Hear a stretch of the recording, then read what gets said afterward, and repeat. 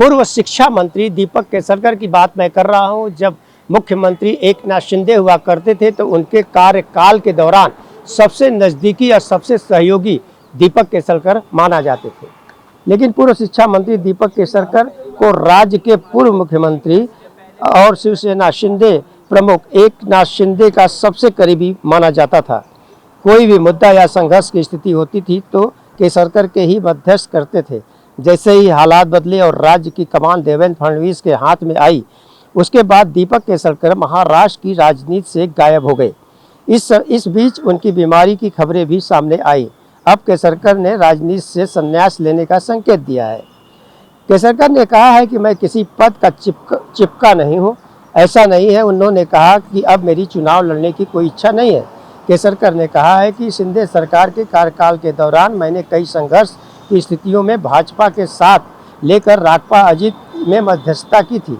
मुझे यकीन था कि फडणवीस सरकार में मुझे मंत्री पद मिलेगा, लेकिन ऐसा नहीं हुआ। उन्होंने कहा कि मेरी नाराज़गी की चर्चा भी शुरू हुई, लेकिन मैं साफ कर देना चाहता हूं कि मैं अपने नेता एकनाथ शिंदे से नाराज़ नहीं हूं। राजनीति केवल चुनाव के लिए होती है। मैं ऐसा व्यक्ति हूं जो किसी पद से चिपका रहा हूं। मेरा एकमात्र उद्देश्य लोगों की सेवा करना है। और इसके साथ ही केसरकर ने यह भी कहा कि मैं अलग चुनाव लड़ने का इच्छुक भी नहीं हूं।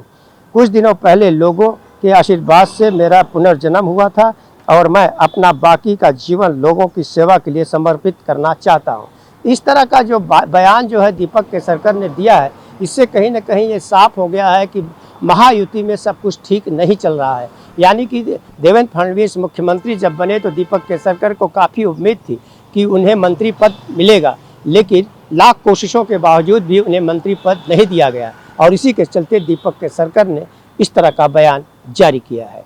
ऑन टीवी न्यूज़ के लिए कैमरामैन बालक साथ हरीश तिवारी।